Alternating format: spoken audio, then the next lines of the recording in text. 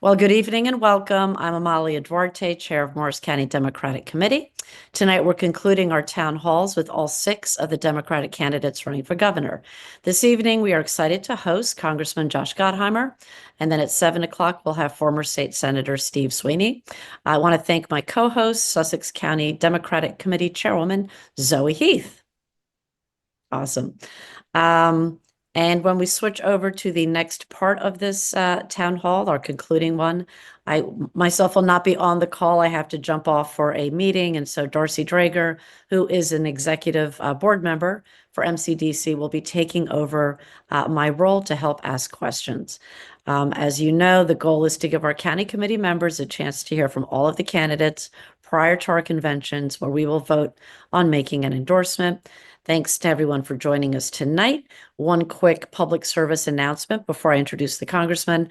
In Morris and Sussex, we're always looking for candidates, so reach out to myself or Chairwoman Heath. If you'd like to run this year or help out with the campaign, we would love to hear from you.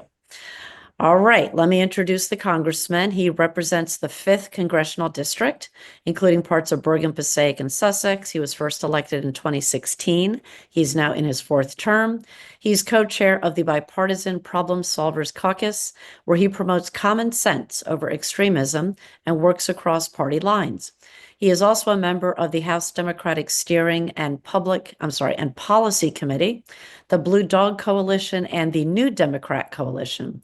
He is a Jersey guy. He was raised in North Caldwell, graduated from West Essex High School, attended University of Pennsylvania, and then paid his own way through Harvard Law School.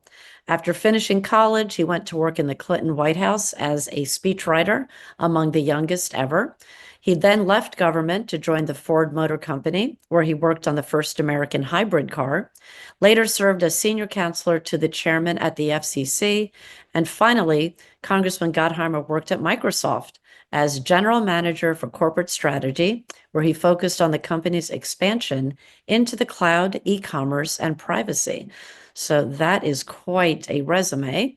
We are going to jump right into questions, if that's okay, Congressman. I don't get to speak? Well, you said you had a limited time, so you tell us. You want to do a couple minute Why don't I speak for just a couple intro? minutes? That's fine. I got to say hi to everyone. Sure. I mean, I got to praise you, Chairwoman and Chairwoman Heath. It's great to see you both, and good to see everybody. Thank you so much for being here. And I hope many of you were expecting a better game last night, like me. I don't know what happened there, but that wasn't much of a game. So I hope everyone, like me, enjoyed the commercials. I ended up enjoying the commercials more than the actual game. But thanks for having me, and I'm very grateful for your leadership and for all of you spending a few minutes.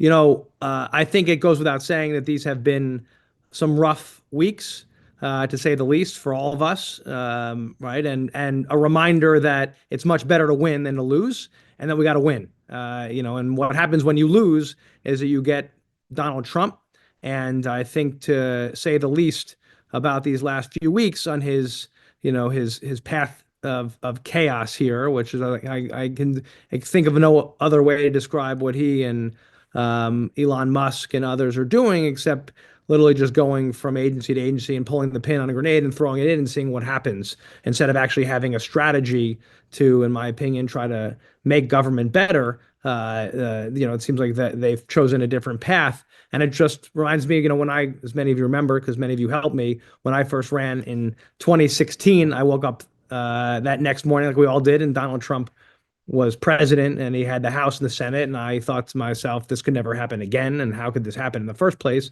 And yet here we are. And, and when I first ran in 16, and many of you were involved in, we were running around Sussex County, and then I represented Warren County, and no one thought we could win, right? And people said it was impossible. And then I ran and put lawn signs up that said lower taxes, Jersey values, just like on my lawn signs now for governor, because I knew that there was no reason why a Democrat couldn't win in the 5th Congressional District, even though no Democrat in 84 years had won that seat. And lo and behold, we worked incredibly hard together. got out the right message about what Democrats are for, right? For actually common sense and good government and actually getting the backs of people. And we won, and it was unheard of. First time, I think I'm the only Democrat actually of all of us running who's ever beaten a sitting incumbent all the way in November, brought it home, and beat a Republican. And I'll tell you, we did it by actually all of us working together as a team. And we're going to need to have a really good team to bring this home in this coming November, right? You've got, especially we see now, and I couldn't believe that this weekend I'm seeing that Donald Trump's approval ratings are 53% or over 50%, despite that he's going after people's personal privacy and collecting in their social security numbers and going after their healthcare data. He released the names of CIA, as an unclassified way, put out the names of CIA officers that I can't believe in many ways when you try to shut down the Department of Education and you go down this path of, again, just a reign of chaos, that your numbers go up. But listen, I think what it's shown me is that as Democrats, more than ever, we've got to make sure that we have a very clear argument that we, of course, are the party that fights for working people, that we get the backs, and our policies show that, and they always have, that we look out for others and make sure that we try to not only bring opportunity to everybody, but that we actually have policies that bring opportunity to everybody and that we've delivered and bring opportunity to folks. And I think it's incredibly important. And the one thing I find fascinating, I guess fascinating is the nicest way to say this, outrageous is a better way, is like that President Trump has yet to talk about anything related to affordability, right? And that's what he ran on, right? Talking about the price of eggs. And yet here we are. He's on obviously a tour of retribution, but not talking about actually how we're going to get costs down, how we're going to make life more affordable for people in Jersey and around the country, right? Because I haven't heard anything talking about the price of eggs as egg prices keep going up, or the price of meat, or the price of utility bills. None of the stuff that he talked about. And frankly, when I'm running around diners all across New Jersey, and now I've been in diners in every county in the state since I announced for governor, because I think that's the best way to talk to folks and hear what's on their mind. The number one thing I keep hearing about, and I'm sure you do too, is how expensive things are for folks and how they're just, and Jersey is really, really crushing them when it comes to their pocketbooks, right? Between property taxes, we have the highest in the country. Childcare costs, we have the second highest in the country. Our income taxes are incredibly high. Our utility bills, right after the last election, the BPU put through a major 16% utility bill hike. Food prices, as I was talking about, things are really hurting folks. And in fact, there was a survey out, I think I saw last week, that said 85% of folks in Jersey feel like they're barely getting by or can't get by at all, right? They just can't make it because of how expensive things are. And it's why we're the number one out-migration state in the country 7 years running, right? We keep losing people and we keep losing good paying jobs. And that to me is unacceptable. We got to get people have to feel like they can afford to not just stay here after they graduate, but raise their families here and retire here. And we know people right now don't feel that way. We got to make Jersey more affordable. That's why I'm running as the lower taxes, lower cost governor, because I fundamentally believe it's critically important that we do everything we can to get costs down and to get taxes down. I'm the only one to put out a tax cut plan. You can read it at joshforjersey.com. And it talks about how we're going to cut property taxes by about 15% across the board. We're going to give seniors, if they stay in Jersey and they're 70 and been here a decade, they're going to get a bonus to stay here, get a tax cut. We're going to do middle income tax cut, and we're going to do a rental rebate for renters, right? And we're going to give incentives for people to move to Jersey, not just jobs, but others around the country, so we can make sure we not only get more people here, but get more people who can help invest in our future and make sure we can do right by people and take care of people. And I think that's critically important because we can do this. The chairwoman talked about, I've co-chaired something called the Problem Solvers Caucus. So I've worked to get stuff done and have for years. And you can get some of the hardest, most impossible stuff done if you work together and actually have solutions that are willing to take on the toughest problems, right? So my tax cut plan is fully paid for, if you look at it, because we went through and looked at ways we can actually pay for giving people a break, right? And in Washington, I helped get the bipartisan infrastructure bill passed. I helped write it, negotiate, and pass it. The first serious gun safety bill in 30 years, bipartisan. I helped get it done. The largest investment in fighting climate change, helped getting it done by working together. So I'll finish there by saying none of this is impossible. If we work together, it's amazing what we can do. And that's what I'm focused on, us working together, getting stuff done, and remembering that the Democratic Party, our values, our Jersey values, choice, whether you're talking about choice or healthcare or climate, right? We are the ones that have the right way forward. And with That's that, awesome. So I'm going to kick it over to Chairwoman Heath to start asking the first questions. Thank you. thank you Thank so you. much. And just a reminder to everyone, these are all pre-submitted questions. We couldn't include everything that folks submitted, but we tried to consolidate them and get as many topics as possible for this evening. So our first question is, Congressman, what will be your first legislative priority as governor? Getting taxes down. I mean, we got to get these property taxes down. We've got to get costs down. So that's what will be my first focus is making life more affordable for folks in Jersey. Okay, great. Thank you.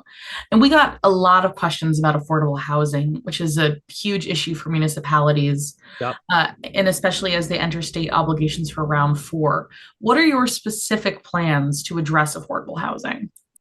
You probably know we actually have a shortage of about 200,000 units right now in the state. It's a huge challenge, and building housing that's affordable in Jersey takes a long time. Right, building anything in Jersey takes a long time. We have a lot of bureaucracy and red tape to do anything, and especially building anything. And it's meant that a lot of people don't want to come here and actually build, and they don't want to invest in that. So it makes us fall further behind.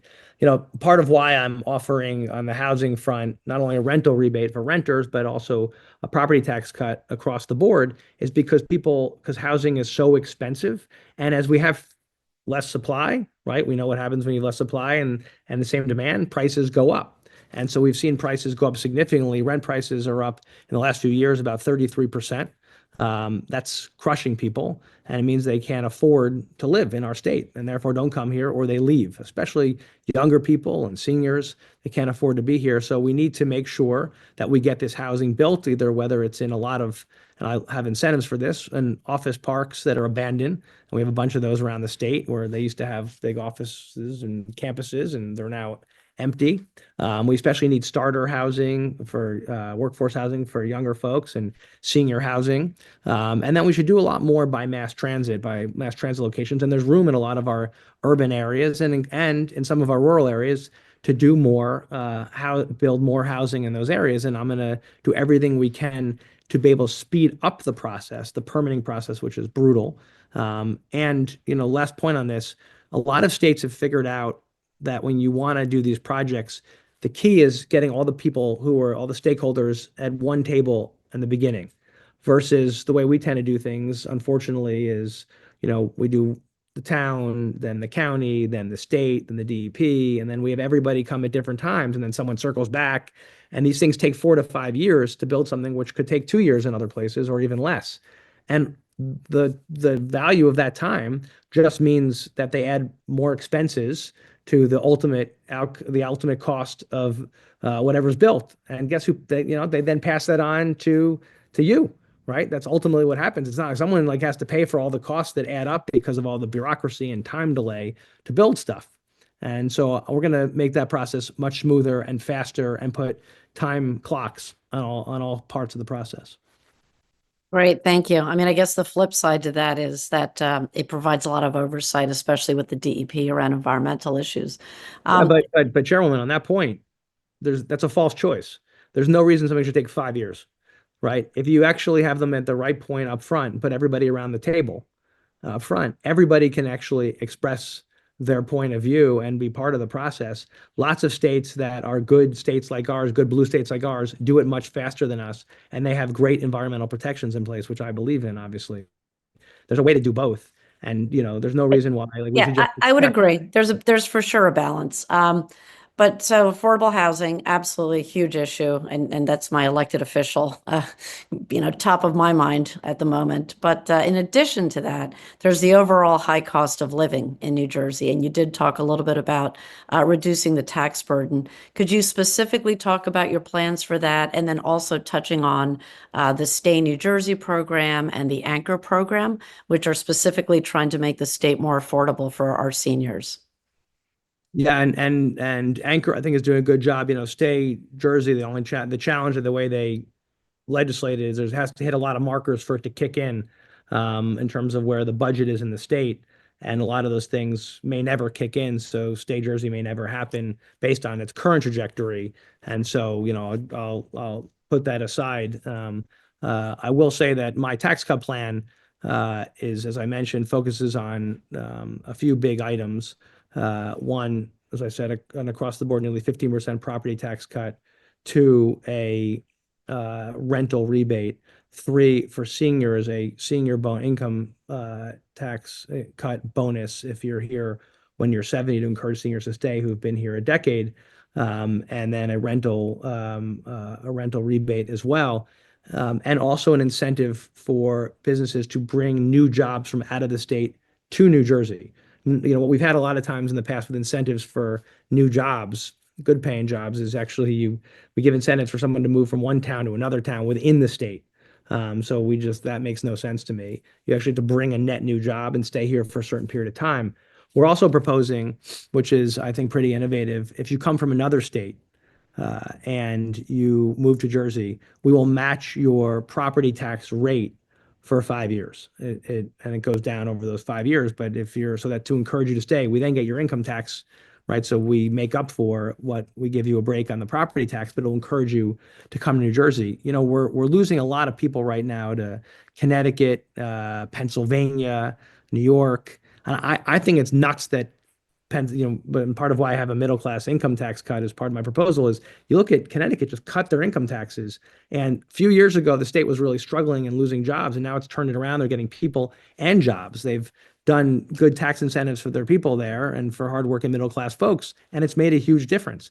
Pennsylvania steals a lot of our jobs and a lot of our people. Those of you know who hug near Pennsylvania, how many, I know in Sussex County and Warren County, this is a huge issue of how many jobs we keep losing over to Pennsylvania. They steal our businesses and then they offer them incentives to come over. And that really kills our tax revenue. And, the way I'm paying for my tax cut plan is three big ways. One of them, New York is one of our biggest robbers of New Jersey income.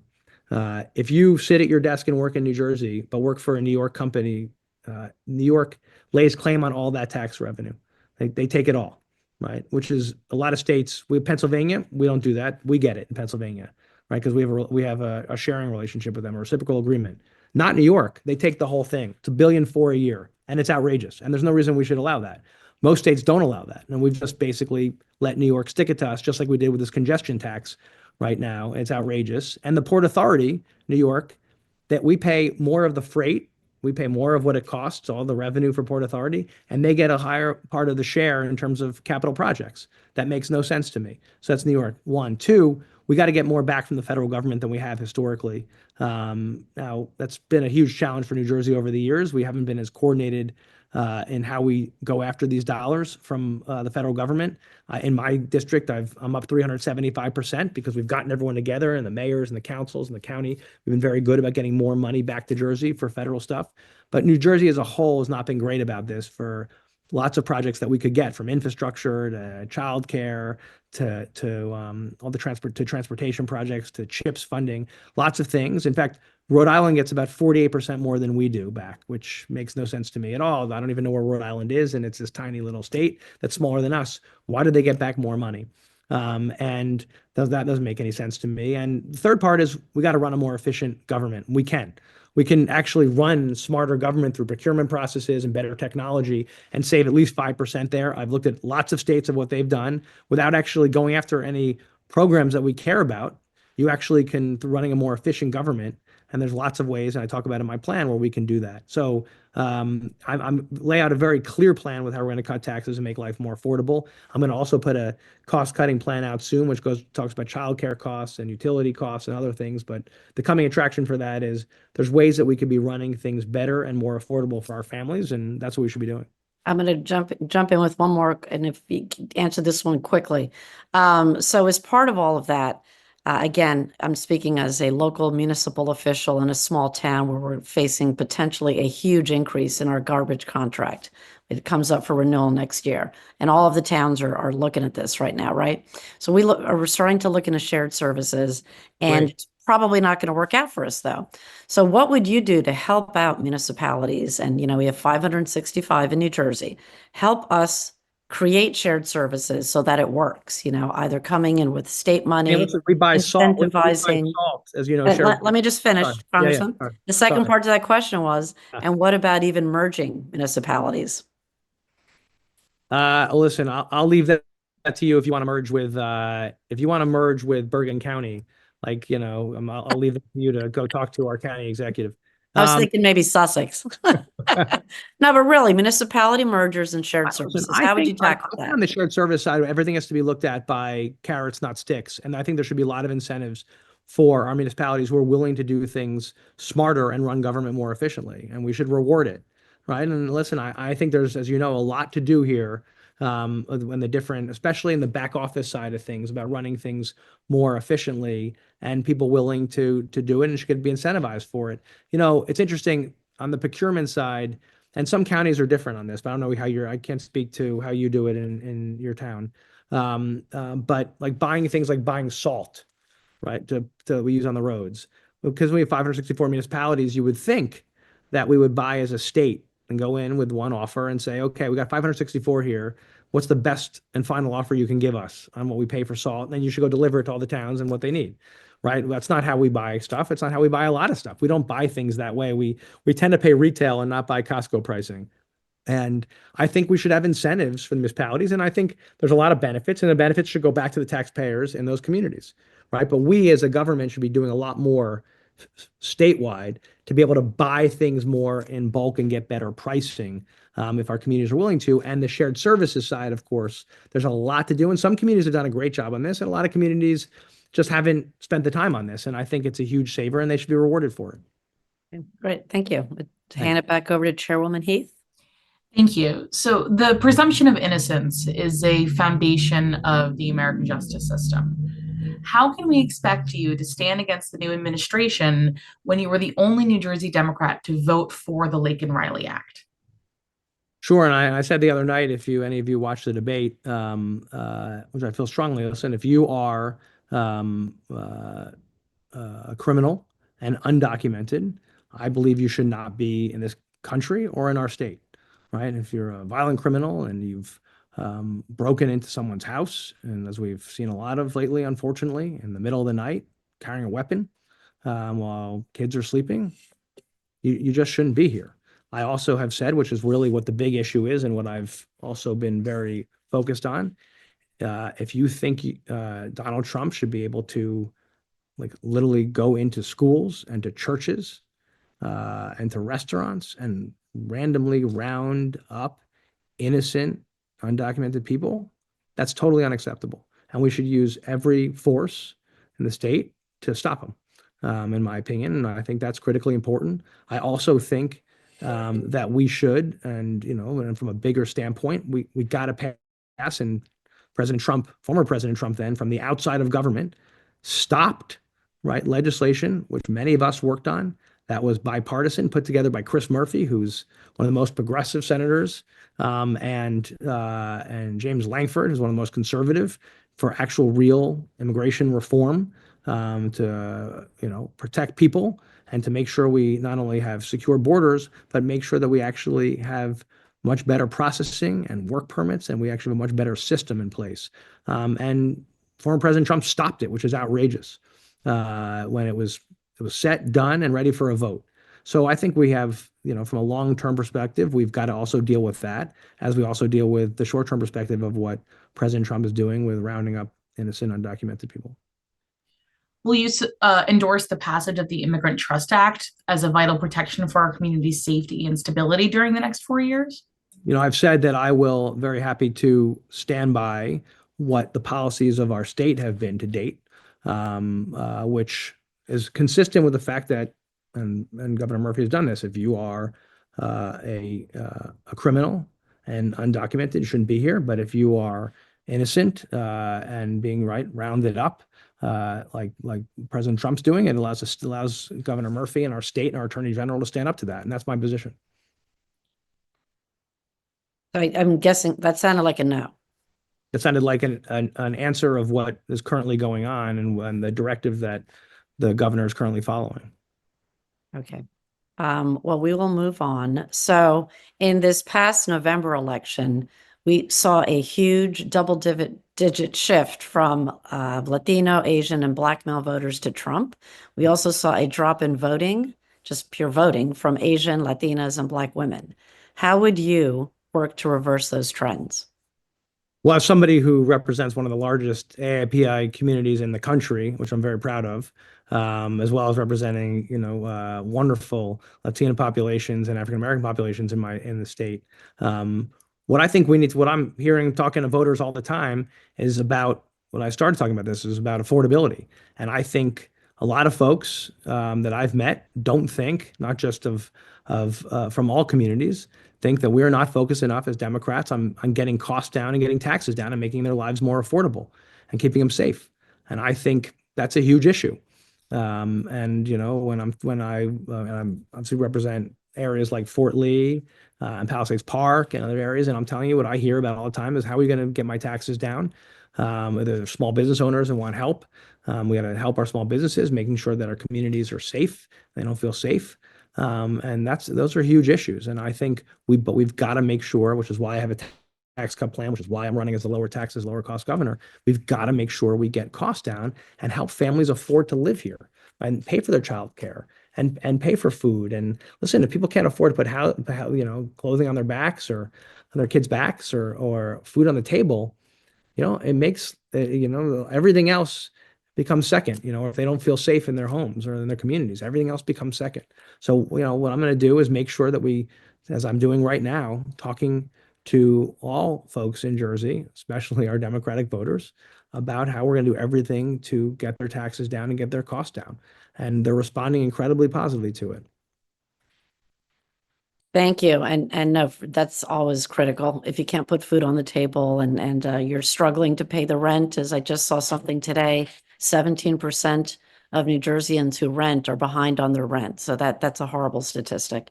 And Chairwoman, as I said before, it's crazy. 85%, the stat I saw last week, 85% of people in Jersey feel like they're just getting by, right? Their rent, whether it's their rent, their mortgage, their taxes, like their food, right? Their utility bills, like they feel like they're just getting by. And that's not acceptable, right? We got to figure this out for them.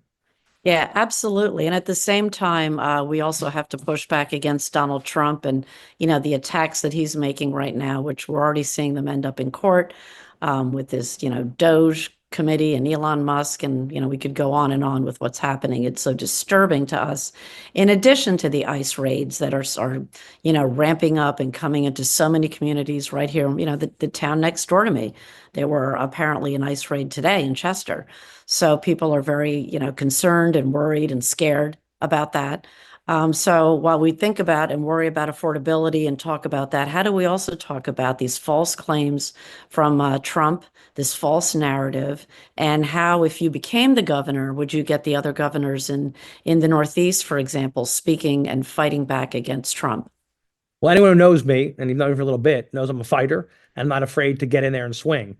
And I think, that's going to be my approach. You screw with Jersey families, you're going to get it from me. And I'm going to bring the full force of the government against you from the state of New Jersey. And I think that's what we should do, right? I mean, they mess with Jersey families. We should mess with them. They mess with choice, right? And reproductive freedom, or our air and our water, right? Or gun safety, right?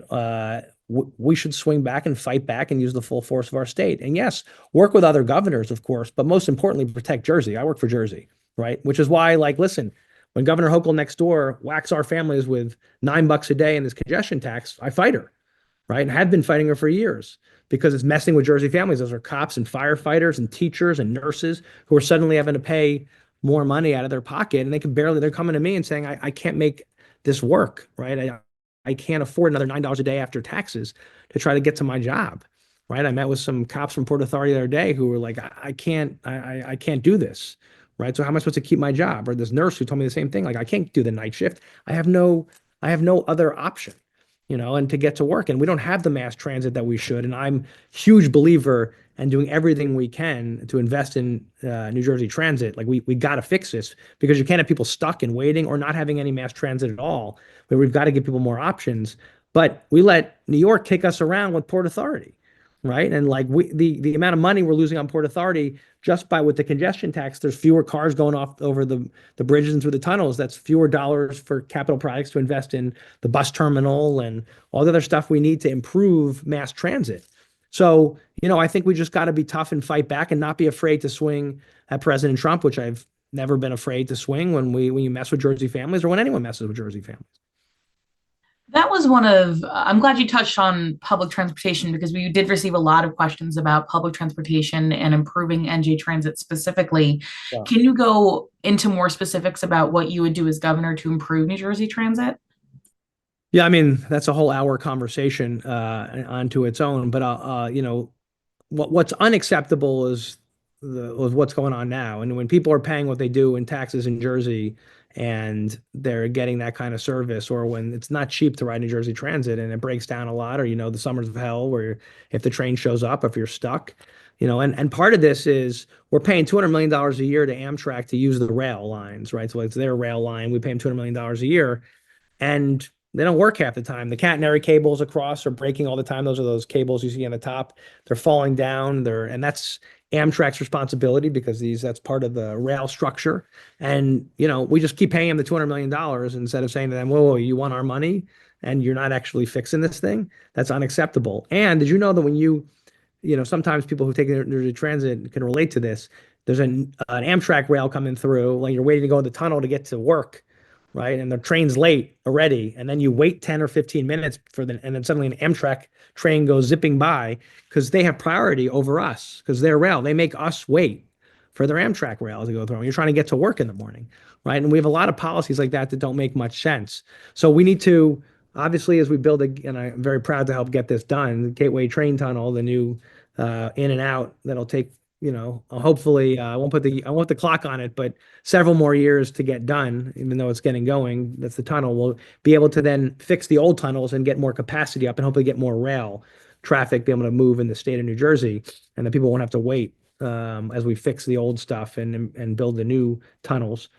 Secondly, we got to get this bus terminal up and running and built in New York City, because right now, if you go to Port Authority bus terminal, you know what I'm talking about. A, it's way over capacity. B, it's a mess, and people don't feel safe there, and it's a huge issue. And we've got to address that. And I think we should have a lot more ferry service, and I think there's a lot of opportunity for more ferry service to move people, especially into New York. We're commuting to New York, but even around New Jersey, we need more buses, more drivers, more capacity, and of course more rail. So those are some of the ways we're going to actually invest. You have to invest in this stuff. You have to decide you're either going to have a mass transit system that works or let it go. And we can't afford to let it go. You can't have a great state like ours without great mass transit. And clearly, we haven't invested enough. And listen, Governor Murphy, I know, focused on this a lot. During the pandemic, ridership went way down. So the system was bleeding out a lot of money. Now, even the rails are up to about 70% capacity. Buses are back where pre-pandemic levels, but there's far fewer buses, and a lot of the private lines have gone out of business. So we've lost a lot of capacity in that process, which hurts a lot of our commuters. So we got to get that fixed. Thank you. Thanks. So this is a question we've been asking all of the candidates who participated in this series. If you are not the Democratic nominee, will you support and campaign for whoever wins the primary in the general election? Of course. I mean, I'm going to win, but like I'm a rare offshot chance that doesn't happen. Of course. Because Zoe, you decide to get in the race and you try to beat me. Then of course I'll support you, Zoe. Great, thank you. So I think you're almost out of the window of time you gave us, Congressman. So we'll close on the flip side of that question, which is, if you are the nominee, how will you defeat the Republican candidate? I'm really glad you asked that, because it's a great place we started talking about winning and the importance of winning. And I think there's a reason why Jack Ciattarelli has been beating me up lately publicly, because I think he's scared to death that I'll be the nominee. I've, as you know, we talked about winning in a Republican district as the first Democrat in 84 years to win. And, I've consistently, I just won by 12 points, and Kamala Harris just won my district by 1 point. And we know the state was a tough year too, with Kamala Harris only winning by 6 points in a state that Biden won by 16. I think November is going to be tough. And I think if any of us think it's not going to be, and look at historic trends in New Jersey after 2 terms of a Democratic governor, it's tough historical wins. Plus, we'll see what's going on nationally. And I think, again, people want to know that we're going to make their lives more affordable. I've historically been able to do a good job year, election after election, growing the majority that I win by and reaching out to people, getting Republicans to vote for me and independents to vote for me, not just Democrats. And I think that's been a huge part of how we've been successful. As the chairwoman can tell you, Chairwoman Heath can tell you, we gotten 40% in Warren County when I was there, 40% in Sussex County, like numbers that Democrats never got. And we do it by reaching out and just doing a good job and working hard for everybody and fixing the potholes and doing great government service and reminding people whether they need a passport or a veteran needing help, that you're there for them, whether you're fixing their water and getting clean water and getting lead out of the drinking water, whatever the issue, just doing a good job and fighting and working hard for people and getting their backs and not being afraid to stand by people and work for everybody. And I think we live in the greatest country in the world. And when you focus on the country and our great state, and remind people how great we are and we could solve any problem if we work together. Even the impossible ones that people say are impossible. It's amazing what we can do when we focus our mind and just say we can take it on. The impossible things that people say you couldn't do. And I've had that said to me many times. Then we get it across the finish line because we're willing to just keep working and keep working and keep working with others and getting it done. And that's how I'll be as governor, solving problems for people as a real problem solver who just gets stuff done, including making life more affordable for folks. And that's how we're going to do it. It's how we're going to win in November. And I'd be grateful for everyone listening to have your support. Fantastic. Well, I think we will close on that note since I know your time was limited. I do appreciate that you were able to join us tonight, squeeze us into your busy schedule. And yeah, best of luck. And if you want more time tomorrow, I'm happy to come back. I'll give you another 45 minutes. Have me anytime. No overtime for you, Congressman. Come on, you know what? Keep saying I gave you 45 minutes. If you want another 45 minutes tomorrow, I'm there. You name the time, I'll make it work. No, it's really a great conversation, and I appreciate you answering some of the tough questions. It's there is, to say the least, a lot of issues, a lot going on, and I'd say to everybody, I know there's a lot of listen. I know these weeks are rough. Let's focus. Let's make sure that we talk about what we're for, not just what we're against. Right? We need to play offense, not just defense. People need to know what we are for, and then we got to fight them like hell, but also stand up for our values and what we believe in, and those Jersey values that we care about, like very important. But we got to be about making life more affordable for people, and we got to let people know that we care about making sure they can help pay their bills. And we do that, and besides talking about our great education that New Jersey has, which is incredible, second to none, we didn't talk about our schools that are amazing. We want everyone to have a great education. Right? That's why a lot of people come here, right? These great, beautiful communities, and we want to keep and we want to keep it that way. And we love Jersey. I grew up here, as you pointed out. I love New Jersey. It's an amazing place. We got to make sure that people can afford to stay here, live here, and raise their families here, and retire here. And I want to keep my kids here, right? My daughter's in high school. My son's in 7th grade. He had a basketball game tonight, but my son's in 7th grade. My daughter is incredible, and so is my wife. We love it in New Jersey. And my dad had a small business growing up here, when I was growing up here, and it's amazing all the opportunity. I just want everyone to have a great opportunity. But we got to remember we got to stick together, and the best way we keep good opportunities for people is with democratic values and what we fight for and believe in. And so let's keep it up. Let's be positive. We got to stay positive and focused on winning, because we got to win. If we don't win, the other bad guys do. So thank you so much. You're welcome. Thank you for joining us tonight. See ya. Thank you, Josh. Thanks, guys. Bye.